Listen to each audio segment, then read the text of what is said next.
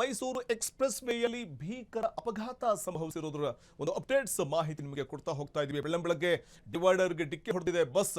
Bengaluru Mysuru express ವೇಯಲ್ಲಿ ಭೀಕರ ಅಪಘಾತ ಸಂಭವಿಸಿದೆ. ಇದರಲ್ಲಿ 4 ಮೃತಪಟ್ಟಿದ್ದಾರೆ.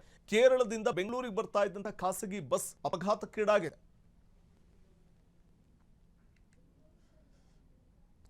ಮೊಹಮ್ಮದ್ ಫರಾನ್ 22 ವರ್ಷದ ವ್ಯಕ್ತಿ, ಸುಲ್ಫಿ 45 ವರ್ಷದ ವ್ಯಕ್ತಿ, ಹಾಗನೇ ರಶೀದ್ 45 ವರ್ಷದ ವ್ಯಕ್ತಿ, ಇನ್ನು ಸಾಕೇರ್ ಸಾವನ್ನಪ್ಪಿದಂತಹ ದುರ್ದೈವಿಗಳು. ಖಾಸಗಿ ಬಸ್ನಲ್ಲಿ ಒಟ್ಟು 42 ಮಂದಿ ಪ್ರಯಾಣವನ್ನು ಮಾಡ್ತಾ ಇದ್ರು.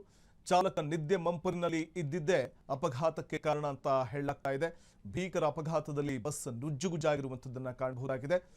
ಈ ಅಪಘಾತದ ತೀವ್ರತೆ ಎಷ್ಟಿತ್ತು ಅನ್ನುವಂಥದ್ದು ನಾವು ನೋಡ್ತಾ ಹೋದ್ರು ಕೂಡ ಚಾಲಕನ ನಿದ್ದೆ ಮಂಪರಿನಲ್ಲಿ ಸಂಭವಿಸಿದ ಈ ಭೀಕರ ಅಪಘಾತದಲ್ಲಿ ಬಸ್ನ ಮುಂಭಾಗ ಸಂಪೂರ್ಣವಾಗಿ ಜಖಂ ಆಗಿ ಹೋಗಿರುವಂಥದ್ದು.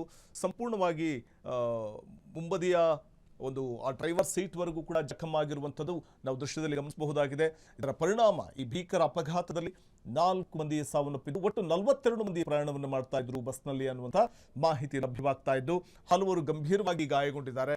ಗಾಯಗೊಂಡಂಥವರನ್ನ ಸ್ಥಳೀಯ ಹಾಸ್ಪಿಟಲ್ಗೆ ದಾಖಲು ಮಾಡಲಾಗಿದೆ. ಅಲ್ಲಿ ಚಿಕಿತ್ಸೆಯನ್ನ ನೀಡಲಾಗ್ತಾ ಇದೆ.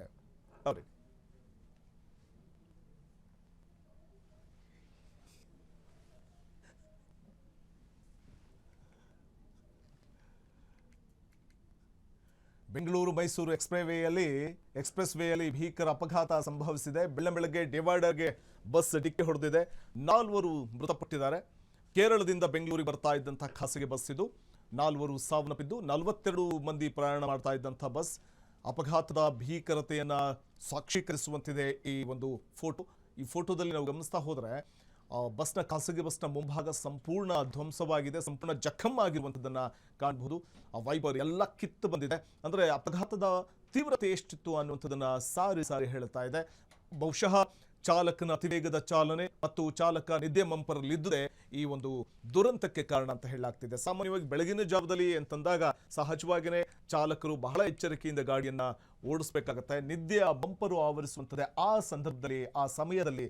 ಹಾಗಾಗಿ ಬಹುಶಃ ಈ ಒಂದು ದುರಂತಕ್ಕೆ ಪ್ರಮುಖ ಕಾರಣ, ಈ ಒಂದು ಅಪಘಾತ ಕಾರಣ ಅಂತಂದ್ರೆ ಚಾಲಕ ನಿದ್ದೆ ಮಂಪರಲ್ಲಿ ಇದ್ದ ಅನ್ನುವಂಥದ್ದು ಈ ಅಪಘಾತಕ್ಕೆ ಕಾರಣವಾಗಿದ್ದು 4 ಮೃತಪಟ್ಟಿದ್ದಾರೆ. ಕ್ಷಣದ ಸುದ್ದಿಗಳಿಗಾಗಿ ಫ್ರೀಡಂ ಟಿವಿ ಸಬ್ಸ್ಕ್ರೈಬ್ ಮಾಡಿ, ಲೈಕ್ ಮಾಡಿ ಹಾಗೂ ಫಾಲೋ ಮಾಡಿ. ಹೊಸ ಸುದ್ದಿಗಳ ನೋಟಿಫಿಕೇಶನ್ಗಾಗಿ ಬೆಲ್ ಐಕಾನ್ ಮೇಲೆ ಕ್ಲಿಕ್ ಮಾಡಿ.